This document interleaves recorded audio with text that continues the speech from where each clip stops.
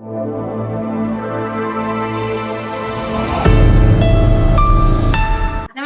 2030 का भारत देख रहे हैं आप, और 2030 के भारत में हम 3 मुद्दों पर बात करते हैं: गरीबी, भुखमरी और शिक्षा।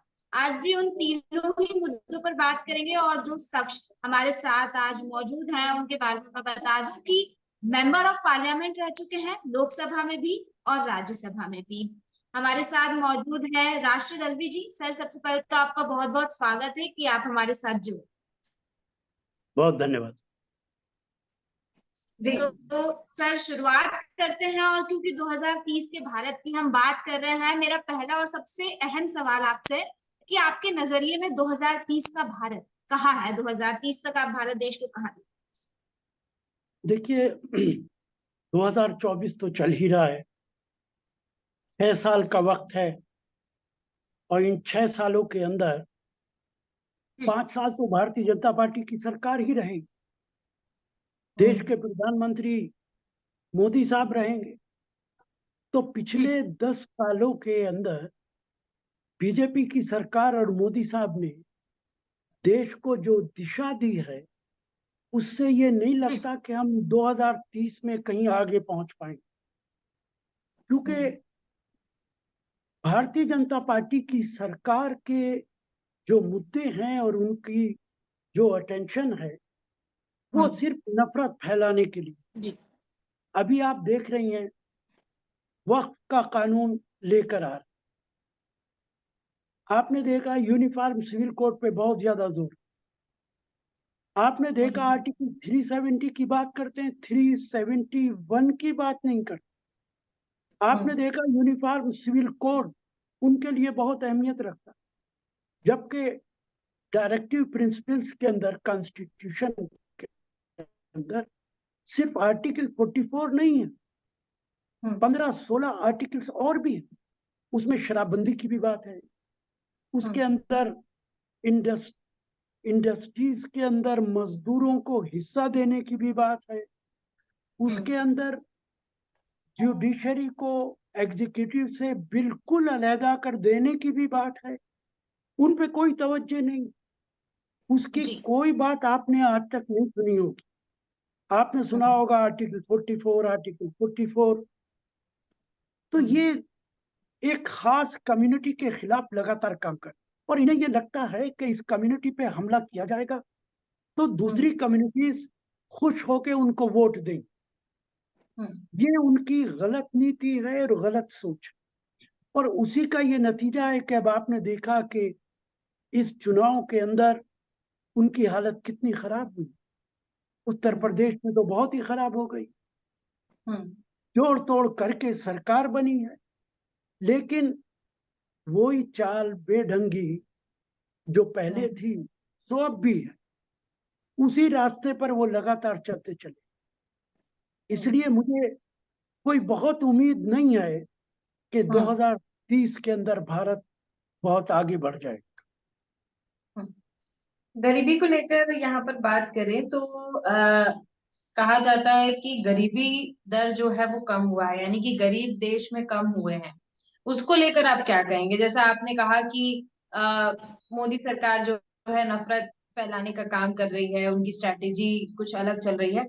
तो मैं ये जानना चाहूंगी कि गरीबी को लेकर भी उन्होंने बहुत कुछ कहा है कि गरीबी हमने कम कर दी है, और एक तरफ उनका कहना है 80 करोड़ लोगों को राशन भी दे रहे हैं और गरीबी भी कह रहे हैं कम है। तो किस तरीके से आप इसको समझते हैं? आपको नहीं लगता कि ये कंट्राडिक्शन है?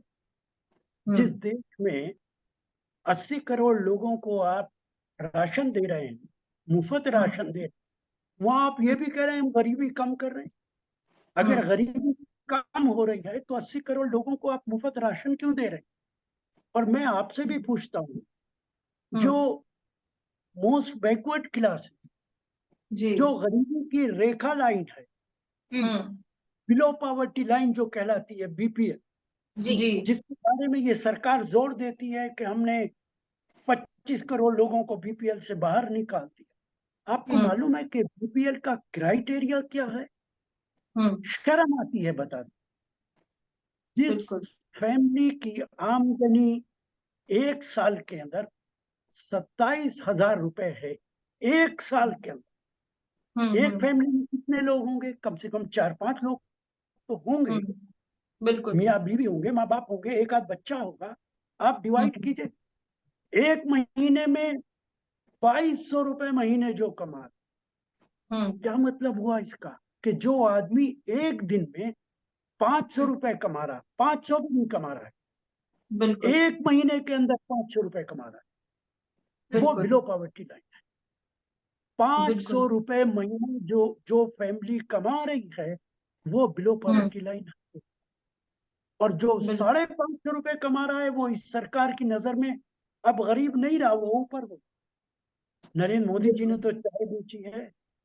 हम्म, आपको एहसास नहीं है कि हम्म, 550 रुपए में इस देश के अंदर क्या आता है, क्या नहीं आता? एक दिन का खाना नहीं खाया जा सकता। हम्म। आप कहते हैं हमने सही बात। गरीबी दूर कर दी। इस देश सर के यहाँ पर अंदर जैसे आप जो बात कर रहे हैं उसमें एक सवाल यहाँ पर उठ रहा है कि जैसे आपने बताया 5 रुपए से भी कम, जब भारत देश के नागरिकों पर इतना अत्याचार हो रहा है और सबसे बड़ी बात ये कि खिलाफ आवाज उठाने वाले लोग नहीं बचे, ऐसे में विपक्ष की भूमिका जो होती है वो बहुत अहम हो जाती है। क्योंकि अगर सत्ताधारी पक्ष जो है वो अगर अन्याय कर रहा है तो विपक्ष की भूमिका यहाँ पर बहुत ज्यादा हो जाती है। तो विपक्ष क्यों नहीं उभर के सामने आ रहा है? क्यों नहीं इन सारी चीजों को लेकर आंदोलन हो रहे हैं? क्यों किसान आंदोलन हुआ, कुछ ना कुछ आंदोलन करते रहेंगे, थोड़ा बहुत करके सरकार नहीं सुन रही है कुछ तो सुनेगी। लेकिन अगर इतने जैसे आपने बताया 5 रुपए से भी कम, मतलब इतना बड़ा अत्याचार, एक टाइम का खाना, एक मुझे ऐसा लगता है कि एक रोटी भी नहीं मिल पाएगी उतने में। तो कैसे जी पॉसिबल ये सारी चीजें हो रही हैं? विपक्ष की क्या भूमिका क्या होनी चाहिए? विपक्ष भी तो सर ऐसे ही मुझे लग रहा है कि कह सकती हूँ मैं कि शून्य पड़ा हुआ है, विपक्ष भी कुछ नहीं कर पा रहा है। सिर्फ चुनाव के वक्त ही विपक्ष भी सामने उभर कर दिखता है, आप देखिएगा।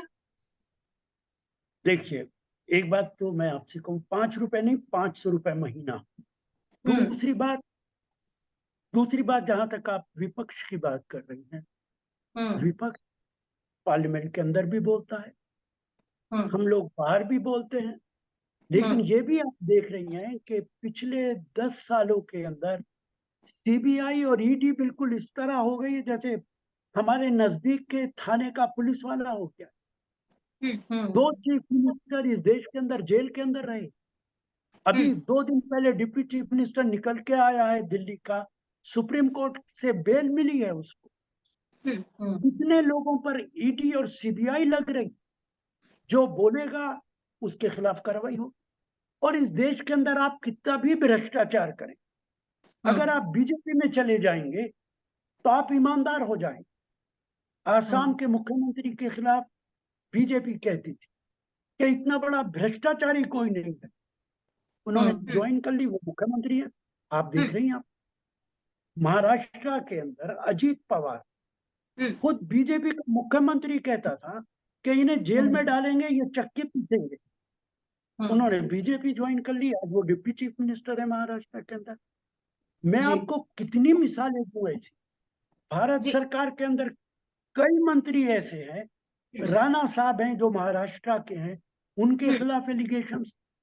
लेकिन मुकुल सर एक चीज बंगाल है के। हुई, जैसे आपने कई सारी मिसालें भी दी, भ्रष्टाचार की बात कही, 10 साल का जो जिक्र किया जा रहा है कि पिछले 10 सालों में इस तरह से काम नहीं हुआ, तो फिर आगे के मात्र जो 6 साल बचे हैं, 6 साल भी नहीं पूरे बचे हैं, क्या उम्मीद लगाई जा सके? मैं यहाँ 10 साल की बात नहीं करूंगी, मैं अब आजादी के बाद से अभी तक की बात करती हूँ। आजादी के बाद से कई सरकारें आई, कई सरकारें गई, ठीक है, आप भी बेहतर तरीके से उस चीज को समझते हो, लेकिन इसके बावजूद आज स्थिति ऐसी है तो किसी एक सरकार पे तो दोष नहीं लगाया जा सकता। नहीं, देखिए, असल में जो आपका सवाल है, बड़ी मुश्किल ये है कि हमारे मीडिया के लोग इतिहास नहीं पढ़ते। उन्हें ये एहसास नहीं है कि जब देश आजाद हुआ था तो हिंदुस्तान कहाँ खड़ा था और आज हिंदुस्तान कहाँ। 70 साल की आजादी हुई है। हम्म, 1947 के बाद जो देश का पहला बजट, हर हम्म, साल जो बजट पेश होता है, आपको कुछ हम्म, मालूम है कि वो कितना बड़ा बजट था? नहीं मालूम होगा। हम्म, हिंदुस्तान का पहला बजट दो 297 करोड़ सर आपने 297 यहाँ पे, करोड़ मैं बीच में आपको रोकूंगी थोड़ा सा, आप बात पूरी करिएगा अपनी। आपने कहा ना कि मीडिया के लोग इतिहास नहीं पढ़ते हैं, तो विडंबना ये है कि भारत का एजुकेशन सिस्टम ही ऐसा है कि भारत देश का इतिहास ही जो पढ़ाया जाता है वो बहुत कम है, बाकी देशों का इतिहास ज्यादा पढ़ाने में इंटरेस्ट है, मुझे ऐसा लगता है, क्योंकि हमने भी पढ़ा है। तो भारत देश के नहीं, इतिहास को कम मैं पढ़ाया गया है। जी। आपकी बात से मैं इत्तेफाक नहीं करता हूँ। कोई अच्छा, जरूरी नहीं है कि आप स्कूल में पढ़ें, क्यों आप नहीं घर सर, में पढ़ बेसिक सकते हैं। शिक्षा तो स्कूल से ही आपको मिलती देश है की ना। मालूमात होनी चाहिए। बेसिक शिक्षा तो स्कूल से ही वो मिलती है। ठीक है कि वो एजुकेशन तो हमारा सिस्टम में इंटरेस्ट कमी है है। कि हम हिस्ट्री पढ़ना चाहते हैं नहीं पढ़ना आपकी बात चाहते हैं। तो वो डिपेंड करता है ना। बिल्कुल जब आप बिल्कुल सही बात है, मीडिया डिपेंड में करता काम कर रहे हैं, आप देश की पॉलिटिक्स में, आप पॉलिटिशियन हैं, आप मीडिया में काम कर रहे हैं, आप दोनों की जिम्मेदारी कि आपको है। हाँ, पता हो कि देश के अंदर अब तक क्या हुआ है और अब क्या होगा। तो जो बिल्कुल बात आप मैं सही आपसे कह रहे कह रहा हैं। था कि पहला बजट, हम्म हम्म, ठीक आपका है सर, कहिए। देश का पहला बजट हम्म 297 करोड़, हम्म जिसमें 21 करोड़ डेफिसिट था, यानी सिर्फ 271 करोड़ देश के पास थे, जिसमें हम्म पंडित जवाहरलाल नेहरू ने 60% आर्मी पे खर्च किया। तो आप मुझे हम्म बताइए, बजट 297 करोड़ से शुरू हुआ था, सॉरी गलत कह रहा हूं, 297 नहीं, 197, 200 हम्म करोड़ भी नहीं हम्म था देश के पास। 197 करोड़ हमारे पास था जब हमने देश को आजाद कराया। और हम्म डॉक्टर मनमोहन सिंह ने जी जब प्रधानमंत्री का पद छोड़ा है, तो करीब जी। करीब 20 लाख करोड़ का बजट छोड़ा। देश के अंदर हम्म बिजली किसने लगवाई? कांग्रेस ने लगवाई। कुछ कुछ लाख, कुछ हजार गांव के अंदर बिजली रह गई। ये हम्म। जितनी सड़कें आप देख रही हैं, किसने बनाई? ऑल इंडिया इंस्टीट्यूट किसने बनाया? भाखड़ा का बांध किसने लगाया? ये जो मतलब कॉलेजेस और सर एक यूनिवर्सिटीज पार्टी ने बहुत कुछ किया था और एक पार्टी पूरा सब कुछ खराब कर रही है, ऐसा आप कह रहे हैं। नहीं कर रही है, सब बेच रहे हैं। आज कोई हाँ। एयरलाइन सरकार की नहीं है, सब प्राइवेट कर दी है। एयरपोर्ट सब प्राइवेट कर दिए। जितने हम्म यूनिट थे गवर्नमेंट के, वो सब के हम्म सब एक एक करके बेचते चले जा रहे हैं। जो कुछ हम्म। कांग्रेस ने बनाया था वो सब बेच रहे। तो जी। कांग्रेस ने अपने जमाने में, ये हम्म सबको पता होना चाहिए कि क्या काम किए। हमला करते हैं जवाहरलाल नेहरू पे, इंदिरा गांधी पे। हम्म इंदिरा गांधी ने पाकिस्तान के 2 टुकड़े कर दिए। सर, आप एक छोटी सी सर्जिकल एक स्ट्राइक करके, यहाँ पर रोकना चाहूंगी। आपने कहा कि कांग्रेस ने अपने जमाने में क्या काम किया, ये सबको पता नहीं, जो जाहिर है उस वक्त के लोगों को ये भली भांति पता होगा कि उस वक्त की सरकार ने क्या काम किया। आज के लोगों को पता है कि आज की सरकार ये काम क्या काम कर रही है, लेकिन फिर उसके बावजूद भी क्यों पिछले 10 सालों से कांग्रेस विपक्ष में बैठा हुआ है? अगर कांग्रेस द्वारा सड़कें बनवाई गई है, पुल बनवाए गए हैं, बड़े बड़े इंस्टीट्यूट बनवाए गए हैं, तो फिर अब 10 सालों से अभी भी वही स्थिति है कि कांग्रेस विपक्ष में बैठा है। क्यों जनता भरोसा नहीं जता पा रही है पूरी तरह से? देखिए, भरोसे का सवाल नहीं है। बीजेपी ने पिछले 10 सालों में धार्मिक सेंटिमेंट्स को एक्सप्लॉइट किया। ये बात आप भी जानती हैं और मैं भी जानता हूं। और धार्मिक सेंटिमेंट्स को जब एक्सप्लॉइट किया जाता, क्या राम मंदिर कोई मुद्दा हो सकता है? हमने राम, देश का प्रधानमंत्री जाके वहां इनॉग्रेट कर रहा है राम मंदिर को, सिर्फ इसलिए कि चुनाव आ गया। तो ये नहीं सारी सर, बातें, अयोध्या का रिजल्ट ये साफ दर्शा रहा है कि धर्म की राजनीति वहां असर नहीं की है विधानसभा ये रिजल्ट के। आपकी बात ठीक है बिल्कुल। जी। अब लोग आहिस्ता आहिस्ता समझने लगे। हम्म लेकिन आप देखिए ना, एक पर्टिकुलर कम्युनिटी पे हमला करना, हिंदू धर्म की राजनीति करना, पार्लियामेंट और हम्म बाहर के अंदर सिवाय जय श्री राम के नारे लगाना। जय श्री राम तो इस तरह बोलते हैं जैसे बंदूक की गोली चला रहे। आप हम्म इज्जत कीजिए, आप पूजा कीजिए, आप एहतराम कीजिए, हम्म। लेकिन आप पॉलिटिसाइज करते, राजनीति करते हैं उस नाम के ऊपर। इसलिए बिल्कुल। लोगों को आपने कुछ दिन बेवकूफ बनाया है। लेकिन हम्म अब आहिस्ता आहिस्ता लोग समझ रहे हैं, आप देख रहे हैं कि इस बार हम्म बीजेपी की सरकार नहीं आई, जोड़ हम्म तोड़ करके सरकार बनाई। और इसमें भी आप यकीन करें या ना करें, ईवीएम जी। का बड़ा है। अगर ये चुनाव ईमानदारी से होता तो मोदी साहब प्रधानमंत्री नहीं बनते। ईवीएम के अंदर बहुत जगह घपला हुआ है।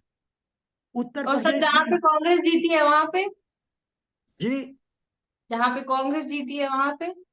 देखिए, जहां जहां बीजेपी की सरकारें हैं वहां पे ये हाँ। सब हरकतें कर, कांग्रेस अच्छा। की सरकार होती है तो वहां पे नहीं हो पाता है। बंगाल के मुझे अंदर इसमें एक चीज मैं आपसे जानना चाहूंगी कि जैसे आपने ईडी सीबीआई को कहा, तो क्या इलेक्शन कमीशन को भी हम वही कहें कि इलेक्शन कमीशन भी भारतीय जनता पार्टी के साथ खड़ी हुई है?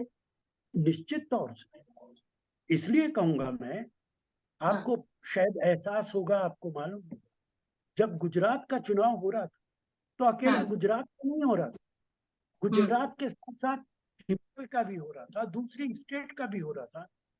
इन हम्म। लोगों ने क्या किया, ये कोई नंबर।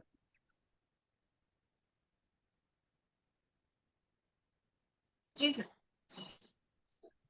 जब ये चुनाव हो रहे थे तो आपको हम्म। ख्याल होगा सारी स्टेट के चुनाव को डिक्लेयर कर दिया, हम्म। गुजरात का चुनाव डिक्लेयर नहीं किया। डिक्लेयर कर दिया, डेट्स नहीं बताई। क्यों भाई, हम्म। आप डेट्स क्यों नहीं बता रहे? मोदी हम्म। साहब को गुजरात जाना था, वहां रेवड़ियां बांटनी थी, बहुत हम्म। ऐलान करने थे। जब मोदी साहब वहां चले गए, ऐलान हम्म। हो गया, उसके बाद आपने डेट्स दे दी। क्या हम्म। इलेक्शन कमीशन इस तरह काम करता है? मोदी हम्म। साहब ने जिस तरीके के बयानात इस इलेक्शन में दिए, जब तक जिंदा हूं मैं मुसलमानों का रिजर्वेशन नहीं होने दूंगा। क्यों भाई, किसी ने मांगा आपसे ये रिजर्वेशन? आप अपने तौर पे क्यों कह रहे हैं ऐसा? इलेक्शन बिल्कुल। कमीशन ने कोई कार्रवाई की उनके ऊपर? चलिए ठीक है, हमने कोई बहुत कार्रवाई पार्टियों नहीं। की बात कर ली तो सर, मैं वापस से इसलिए अपने मुद्दे पे शक आऊंगी। पैदा होता है कि इलेक्शन पार्टियों कमीशन। की बात अच्छा, ये बहुत हो बात गई। मैं नहीं देखिए, कह रहा, आप सुप्रीम कोर्ट आप कह चुका है। सुप्रीम इंडियन कोर्ट कह नेशनल रहा है कि कांग्रेस से इलेक्शन अगर आप कमीशन की बिलोंग कर फाइल रहे हैं एक सर, दिन तो के अंदर बिल्कुल आप नीचे से वहीं की ऊपर तक पक्षधारी करेंगे ना। कैसे क्लियर हो गई? सरकार ने कैसे क्लियर कर दी? ये बिल्कुल बात तो बिल्कुल। मैं नहीं कह रहा, बिल्कुल सर, ये तो बिल्कुल सुप्रीम आपकी कोर्ट बात कह हम रहा है। समझ रहे हैं, लेकिन क्योंकि मुद्दे से थोड़ा भटक रहे थे तो वापस मुद्दे पे आना चाहेंगे। मुद्दे की बात करते हैं, गरीबी भुखमरी शिक्षा की बात करते हैं। ठीक है स्नेहा, कंटिन्यू। तो मेरा सवाल ये है सर कि एजुकेशन सिस्टम को लेकर आप क्या कहेंगे, जो भारत देश में एजुकेशन चल रही है। और सबसे बड़ी बात हम देखते हैं कि जो छोटे छोटे स्कूल जो गली मोहल्ले में खुलते हैं, जिनका कोई तालमेल नहीं होता, क्या पढ़ाई चल रही है, कोई चेकिंग होती नहीं है वहां पर, और टीचर्स भी जो पढ़ाने आते हैं वो भी एजुकेटेड नहीं होते हैं। इस पर कैसे काबू पाया जा सकता है, क्योंकि इसकी जो क्वांटिटी है, स्कूलों की क्वांटिटी, वो बढ़ती जा रही है और इस पर कोई एक्शन नजर नहीं आ रहा है। आपकी बात बिल्कुल ठीक है, सरकार एजुकेशन के मामले में संजीदा नहीं। ये जो मौजूदा बजट आया है, हम्म। इसमें सिर्फ 1,25,000 करोड़ रुपए एजुकेशन में रखा गया, जो हम्म। 1% के आसपास है टोटल बजट का। जी। तो इतनी, इससे अंदाजा होता है कि जो सरकार एजुकेशन पे बजट के अंदर एलोकेट करने को तैयार नहीं है वो कितनी सीरियस है। और यही बिल्कुल। वजह है कि जो बड़े बड़े स्कूल, कॉमर्शियल हम्म। स्कूल है, जहाँ पे लाखों रुपए फीस है, जी। वो पैसे कमा रहे हैं। बड़े बड़े पैसे वालों के बच्चे वहां पढ़ रहे हैं, हम्म। गरीब लोगों के बच्चे उन स्कूलों में पढ़ रहे हैं जिन स्कूलों का कोई मतलब नहीं होता। और हम्म। उन्हीं स्कूलों के जो बड़े स्कूल हैं वहीं के बच्चे आईएएस बनते हैं, आईपीएस बनते हैं, आईएफएस बनते हैं, वही देश पे बिल्कुल। हुकूमत करते। तो हम्म। सरकार अगर संजीदा हो, हमारे जो बुजुर्ग लोग थे, जवाहरलाल नेहरू थे, राम मनोहर लोहिया थे, वो कहा करते थे हम्म। स्कूल ऐसे होने चाहिए जिसमें प्रधानमंत्री का बेटा भी वहीं पढ़े और एक नाई का बेटा भी वहीं। सही बात। लेकिन ये काम सरकार कर नहीं पाती है। सर उस इसलिए दौरान के जो, बड़े बुजुर्ग तो विदेश से पढ़ के आए थे। वो ठीक है, वो उस वक्त पढ़ के आए थे, लेकिन उनका एक सोच थी कि अपने देश के अंदर ऐसा होना चाहिए। हम 100 साल हम्म। से भी पहले की बात कर रहे हैं। वो तो हम्म। पढ़ के आए थे जो अब से 150 साल हम्म। पहले थे। लेकिन उनकी सोच थी कि देश के अंदर, गांधी जी ये कहते थे कि आज जुडिशरी का हाल देखिए आप, एक एक वकील हम्म। 10-10 लाख रुपए ले। हम्म। गांधी जी ने कहा था कि वकील की फीस इतनी ही होनी चाहिए जितनी फीस एक नाई की। कोई तवज्जो देता है इन बातों पर? इन्हें फुर्सत ही नहीं है आर्टिकल 44 से, इन्हें फुर्सत ही नहीं है 3 तलाक से, इन्हें फुर्सत ही नहीं है यूनिफॉर्म सिविल कोड से। देश के अंदर कैसे एजुकेशन हासिल की जाए, देश के अंदर कैसे गरीबी दूर की जाए, ये बिल्कुल। सरकार सिर्फ प्रोपेगेंडे की सरकार। इनके सर एक सेल्स सवाल यहाँ बहुत पे अच्छे उठ रहा है मेरे जहन में। जी।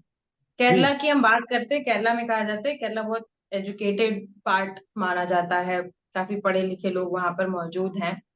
तो जैसा कि आप बता रहे हैं, एक जनरल सवाल है मेरा कि जो गवर्नमेंट है वो ध्यान नहीं दे रही है, सेंट्रल गवर्नमेंट है वो इन सब चीजों पर ध्यान नहीं दे रही है, आर्टिकल 370 और राम मंदिर से फुर्सत नहीं। मैं ये जानना चाह रही हूँ कि जहां पर कांग्रेस की सरकार है या जो विपक्षी दल हैं, उस स्टेट में वो पर्टिकुलर ऐसे काम क्यों नहीं कर रहे हैं? अगर मान लीजिए उस स्टेट में वो सक्सेसफुल हो जाते हैं, तो बाकी स्टेट के लोग, बाकी राज्य के लोग भी तो उससे इन्फ्लुएंस होंगे, तभी जाके तो एक विपक्ष को भी एक मजबूत साथ मिलेगा लोगों का। कहा जाएगा कि हाँ, अगर आंध्र प्रदेश में, तो आंध्र प्रदेश में ऐसा हो रहा है जिसकी वजह से हम तो आंध्र प्रदेश राज्य से बहुत इन्फ्लुएंस हैं। केरला में ऐसा हो रहा है तो केरला से हम इन्फ्लुएंस, ऐसा ही मध्य प्रदेश में भी होना चाहिए, या महाराष्ट्र में भी होना चाहिए, या उत्तर प्रदेश में भी होना चाहिए। तो विपक्ष अगर आंदोलन से नहीं बात बन रही है, पार्लियामेंट में बोलने से नहीं बात बन रही है, बहस करने से बात नहीं बन रही है, तो क्यों ना अपने जिस जिस राज्य की अगर मैं बात करूं वहां विपक्ष है, तो वहां पर कुछ ऐसा करना चाहिए जिससे विपक्ष की जो भूमिका है वो समझ में आए और विपक्ष का काम देखने को मिले। तभी जनता जो है, जनता का जो भार है विपक्ष का की तरफ तभी दिखेगा। देखिए, आपने केरला की बात की। केरला हम्म। में एजुकेशनल सिस्टम सबसे अच्छा है। हम्म। वहां पे बीजेपी की सरकार नहीं है, कभी लेफ्ट रहता है, कभी कांग्रेस पार्टी। बिल्कुल। मैं हमेशा कोशिश करता हूं कि कांग्रेस पार्टी की गलत बातों को भी मैं डिफेंड नहीं करता। हमारी भी कमियां रही हैं, इसमें कहीं कोई दो राय नहीं। मैं आपके हम्म। सामने एक्सेप्ट कर, हम्म। कांग्रेस की भी कमियां रही, लेकिन हम्म। पिछले 10 सालों के अंदर अगर हम कुछ करना भी चाहते तो आप देखिए ना, क्या ये सरकार चलाने दे रहे हैं? महाराष्ट्र के अंदर क्या हुआ, सारी पार्टीज को साइफन ऑफ कर दिया, इधर से छीन के उधर ले।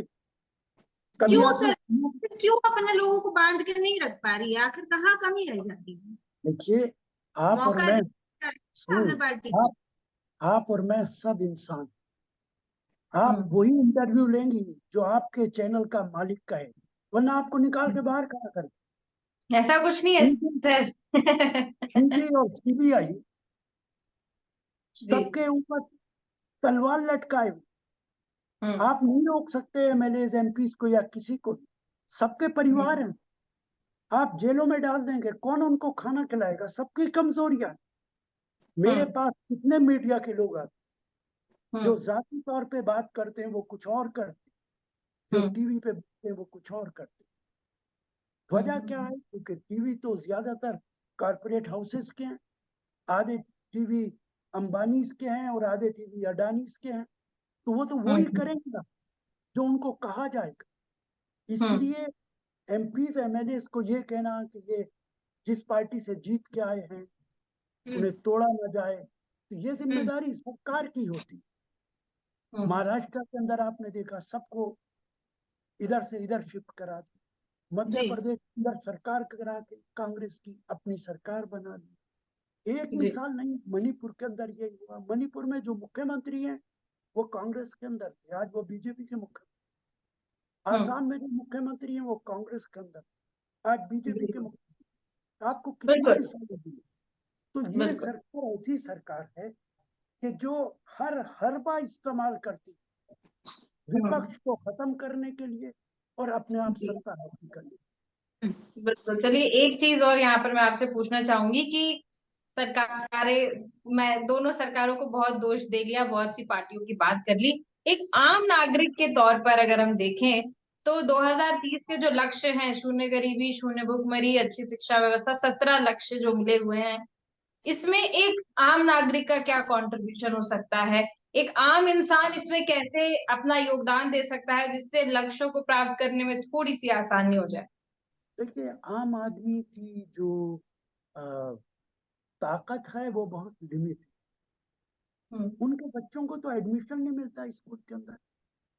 कोई दिन जाता होगा जब हमारे पास लोग ना आते हों कि हमारे बच्चे का स्कूल में एडमिशन करा दीजिए। 10-10 स्कूलों के अंदर अप्लाई कर रखा है, एडमिशन नहीं हो रहा है। आम आदमी की बहुत कम औकात है कि वो इस सबके अंदर कुछ काम करे। बड़ी जिम्मेदारी सरकार की। आम आदमी क्या करे? वो मेहनत करेगा, कमाई सर करेगा, सभी अपने परिवार सांसदों की अगर मैं बात करूँ कि पार्लियामेंट में बैठे सभी सांसदों की क्या जिम्मेदारी बनती है, तो उस पे आप क्या कहेंगे? देखिए, उसमें भी मैं कहूंगा कि मेरे बहुत सारे बयानात हैं, आप देखिए। हाँ। पार्लियामेंट इररिलेवेंट हो गई। इररिलेवेंट इसलिए हो गई है कि पार्लियामेंट के अंदर कोई भी कानून आता है, एंटी डिफेक्शन लॉ मजबूर करता है एमपीस को कि आपकी पार्टी ने जो व्हिप जारी किया है, आप उसके हिसाब से वोट दें। तो भारत सरकार, प्रधानमंत्री ने तय किया कि एक कानून बन रहा है।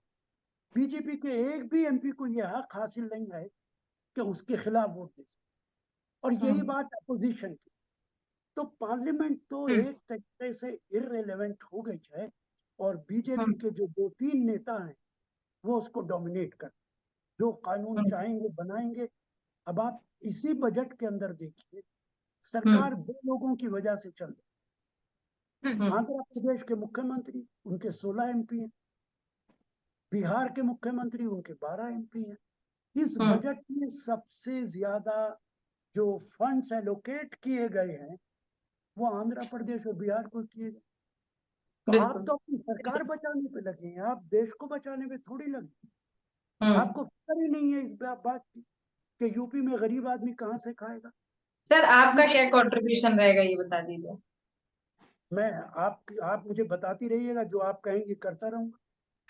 नहीं ऐसा, ये नहीं बोल रही हूँ सर मैं, आपके हिसाब से आपको क्या लगता है आप क्या कंट्रीब्यूट कर पाएंगे? देखिए, मैं तो ये कंट्रीब्यूशन कर रहा हूँ। मेरे पास जो भी आदमी आता है, हॉस्पिटल के लिए आता है, उसका हॉस्पिटल में एडमिट कराता हूँ। बच्चों के एडमिशन कोशिश करता हूँ कि हो जाए। किसी की मदद करनी होती है, उसकी मदद करता हूँ। और सबसे बड़ा कंट्रीब्यूशन यह है कि ऐसे माहौल में जहाँ ईडी और सीबीआई की तलवार सर पे लटकी हुई है, आपके साथ ईमानदारी और सच्चाई के साथ बात कर रहा हूँ, हिम्मत के साथ, बगैर डरे, बगैर खौफ के। ये बड़ा कंट्रीब्यूशन। बिल्कुल बिल्कुल सर, बड़ी बात है। और उम्मीद करते, जैसे आप कह रहे कि आप हिम्मत के साथ बगैर डरे बात कर रहे हैं। सिर्फ राजनीति से ताल्लुकात रखते हुए लोग नहीं, आम जनता भी, देश का हर एक नागरिक इसी हिम्मत के साथ बात करे, तभी बदलाव नजर आएगा। आपका बहुत बहुत धन्यवाद, आप हमारे साथ इस चर्चा में जुड़े।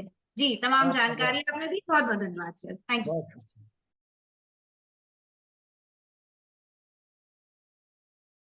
बहुत